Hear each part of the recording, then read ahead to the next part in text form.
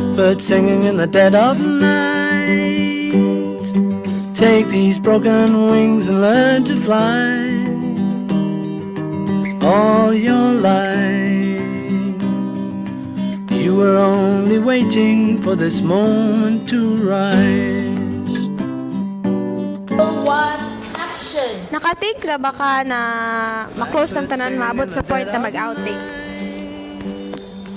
For me, kay wala ko ga-expect nga mag-close me ngay nana nga maka-outing jud.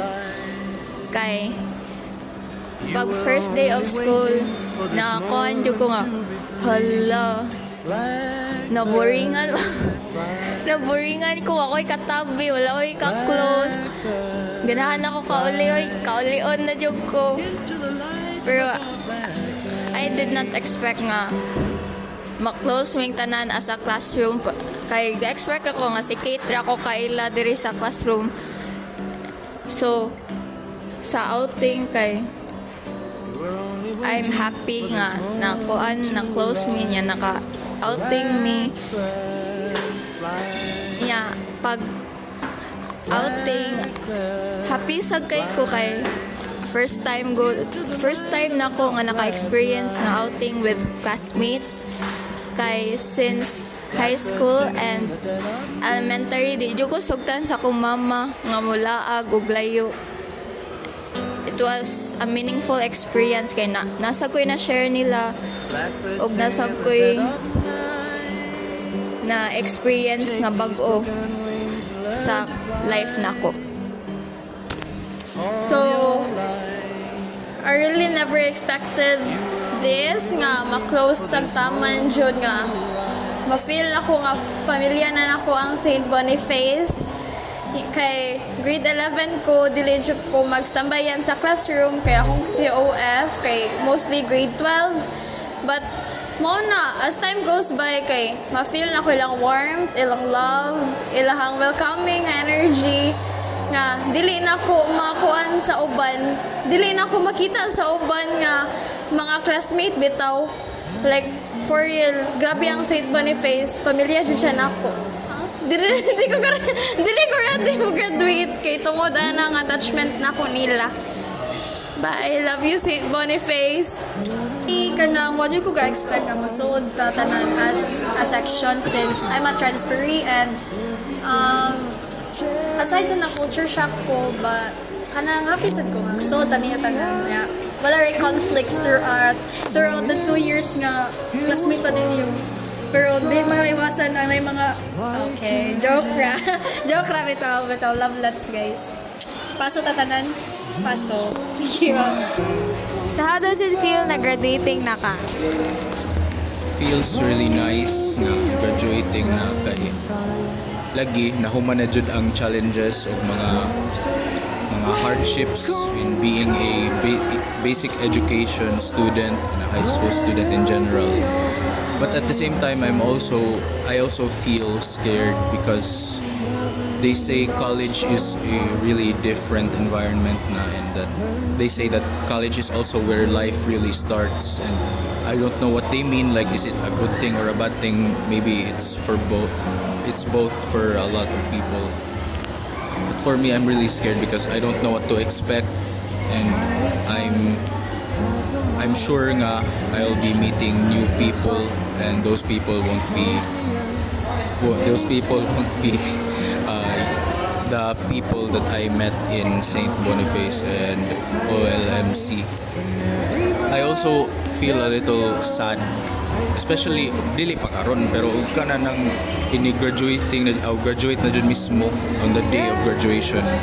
I'm sure that I'll feel sad because mo na jud na last nga mag-uban ang St. Boniface as St. Boniface kay next school year dili naman St. Boniface ambutan sana na murag diri man jud na ako na experience ang tinuoray jud like jud ko unique jud kay ni sila nga at mga tao eh, mga nagpausa din sila sa paggawa sa akong true self kunya kalimut na ako na yung mga tao ng lambay kunya wala Uy, I'll miss these people din kay the best din sila, walay mga judge sa unsa pa na imong personality, nindot kayo, walay mga issue, walay mga lipak-lipak, walay anak sa kadako sa Cebu na lucky ko na nakamit ko ani nila mo nang I'll really be sad kay mga lagyo na mi nga wala ko kay bawag kinsa na akong mga kuan, mga next G's.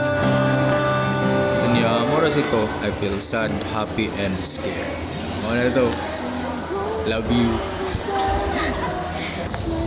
How does it feel? So for me, it's happy and sad at the same time because this section had great impact for me. It had real growth and it really helped me to build who I am.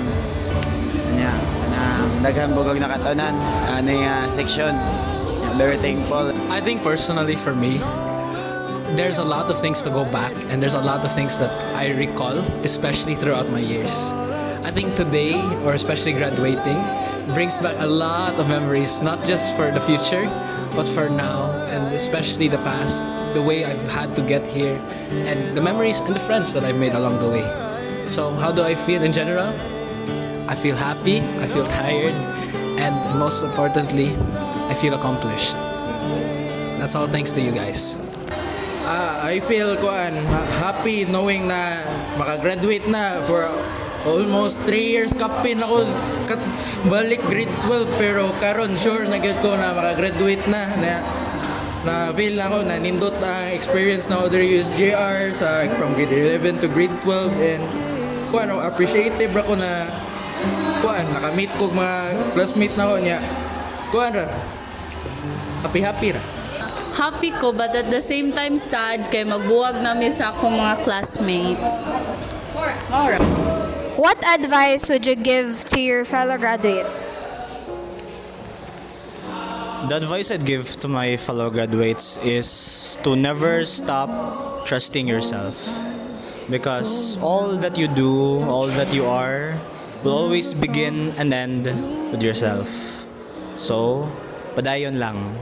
Abot na tayo rin napita, guys, and we're already at the end of our journey here sa basic education. And as we go to college, some of the advice I can give to all of us in general is first, kung asa mangita mapadpad, never forget where we started, how we grew with each other, and even before senior high school, how we were able to develop ourselves from the start and until the last 2 years, which I am very sure have been very cherished nato. I hope nga dili nato makalimtan ang atong kahimtang karon, every experience we've shared and we went through together. Kay all of these narajud ni siya kanang atuan in the future. And second, if you feel that college is a new environment for all of us, most of us will maybe be go to other cities or dili na diri sa Cebu or even dili na gani diri sa San Jose. Please don't be afraid to make new connections, make new commitments, and of course we have to change ourselves even as we move from senior high school to college. So don't be afraid to take a risk if you feel like it's the best for you, but daghan mo a sakripisyo. Think things through and ensure lang that all your choices would lead to a better version or a better situation for you. And third, there will be times, Jude, nga makapoy ta, especially with many things that we will be thinking about, subjects baron or unsay kanon nato para lunch unya. But my last advice lang, Jude, siguro is be responsible enough to also think about yourself. Kay despite everything sa atong kakugi, unsa man ta if dili nato tarungon ang atong kaugalingon, di ba? So think of yourself as well and be sure to also take some time to socialize with others, make new friendships, make new relationships with others, and if need be, okay ra jud nga you can be another version of yourself nga mas open, mas social, and hopefully a more better version of yourself. But aside from all this, my last na lang jud nga advice is to be true to yourself. Whatever your dreams and aspirations, always be true to yourself. Whatever the world gives you or whatever it throws at you in your direction, be real, be authentic. That's all to it, Jud. Fellow graduates, Saint Boniface, I know tag-as og daghan jud kay tag maabot in the future kay I believe in each and every one of us, guys. Na jud tay mga capabilities nga and abilities nga kanang capable jud ta sa kung sa atong ganahan. Ang ako lang ganahan iingon or i-advise is I know lisod na jud ang next path after the senior high school. Ang ako lang jud ganahan iingon is like to live in the moment and enjoy the process. Kay I have this quote nga ako jud siyang living quote even before pa, and it goes like this: you will get to where you want to be, but in order to get to where you want to be, you need to honor and celebrate where you are right now. And right now, you are here. So guys, wherever you are, you have to live through that moment. Puyon lang jud nato, nag-enjoy kung unsa ang in front of us, kay we will eventually get to where we wanted to be. I believe in you, Saint Boniface.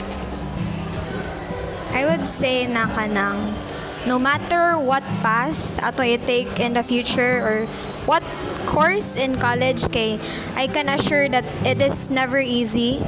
Since sa senior high, dili man gyud siya sayon, same sa college na mas higher pa siya nato.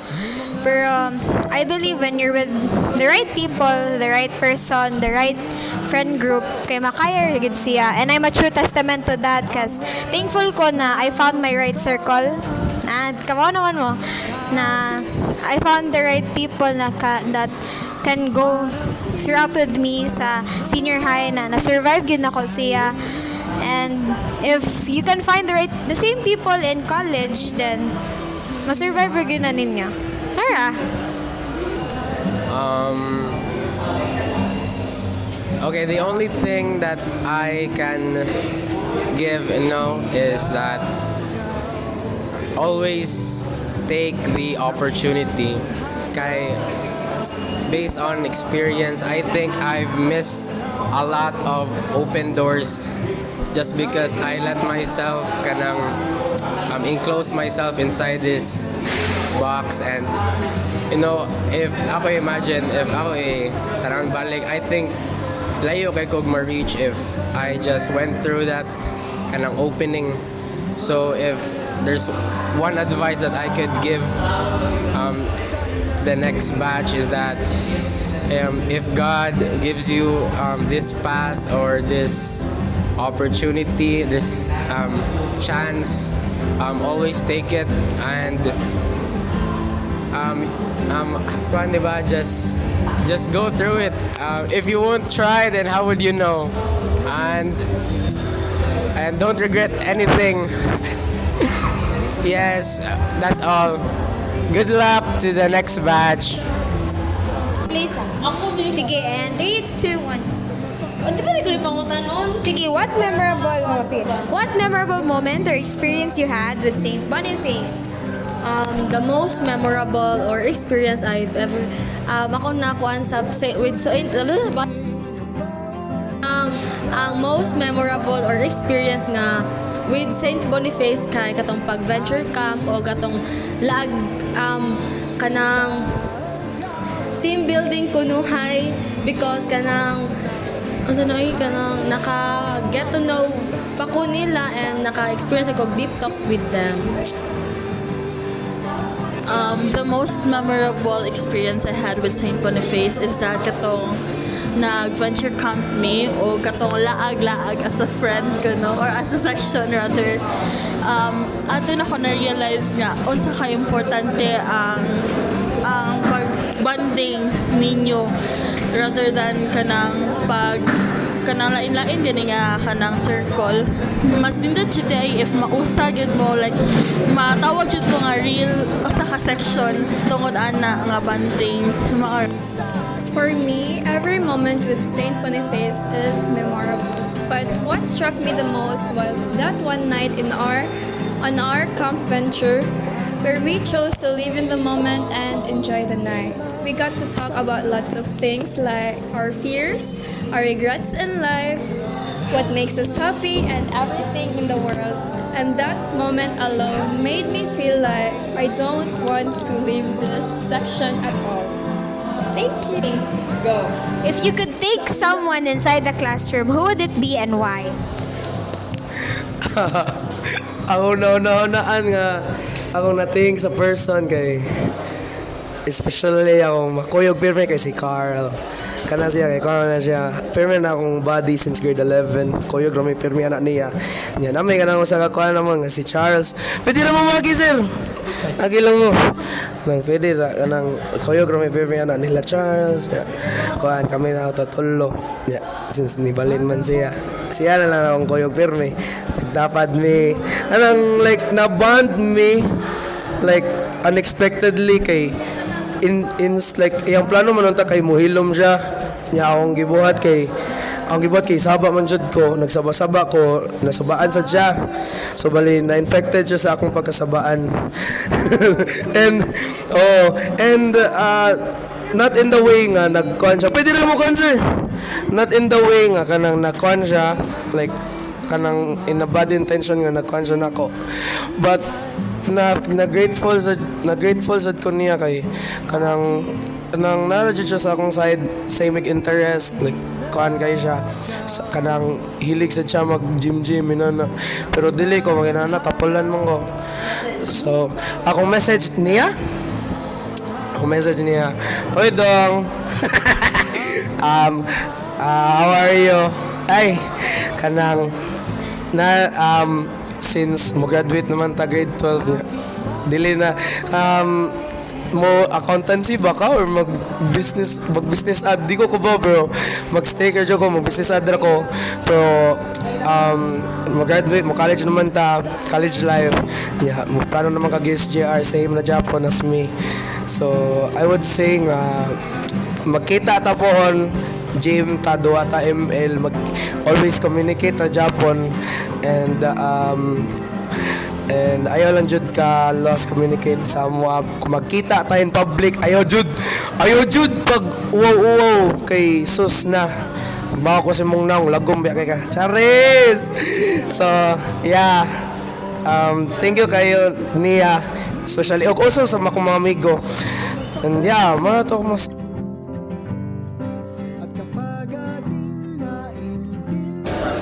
Okay, ang ako pasalamatan kay si Kathleen kay pinaka kana. I would think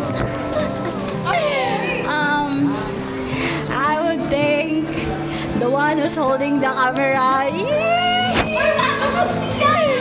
I would thank Kathleen because since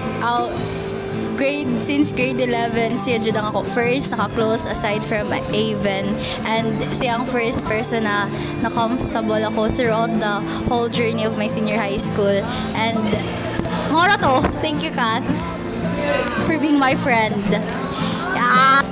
So ako naman kay si Jules Mamil Pamulagan kay during hardships nadya na siya nakopermi muhatag og advice or jokes man lang para lang mo distract ko.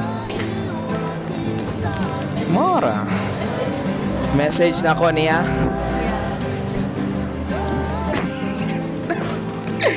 Message ako ni Jules kay thank you kayo throughout the years although pag grade 11 kay dili kay me close kay sobrang siya uyab niya pero okay ra kay karon nga grade 12, wag nagka-close mi, nagka-band mi nya. Wala dyan na siya kay Bao kung pila, unsa na yung impact nako pero yeah, pasalamat kay ko na niya. For me, it would be Julian. Short explanation, I really would love to show my appreciation to this woman. Like, butan siya nako. And wala mo ko katarong og pang thankful niya pag retreats kay nawagtangan na og time. So, like, yeah. Ganahan lang ko mo show og appreciation ni Julian. And Julian, if nagtanaw ka, thank you. And I love you, pero dili weird way. Thank you. So, what is your last message to St. Boniface Batch 2025 to 2026? Hello, SB. The section that's very joyful, very emotional, and of course, very loud. Except Nako.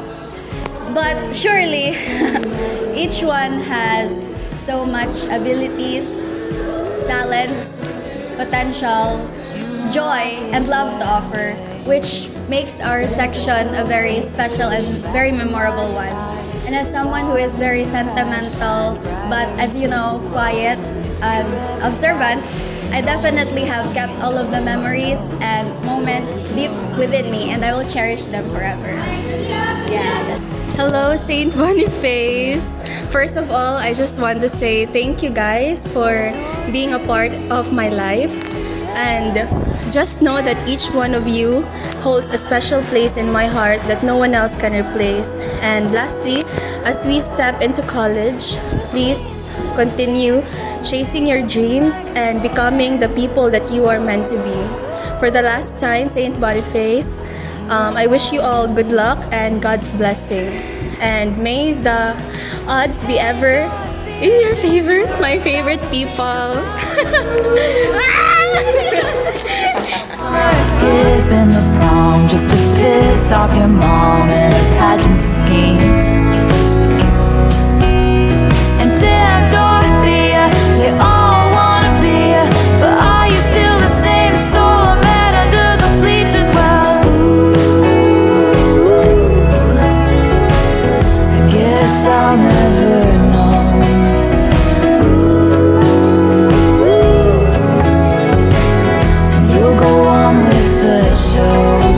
But it's never too late to come back to my side. The stars in your eyes shine brighter and to below.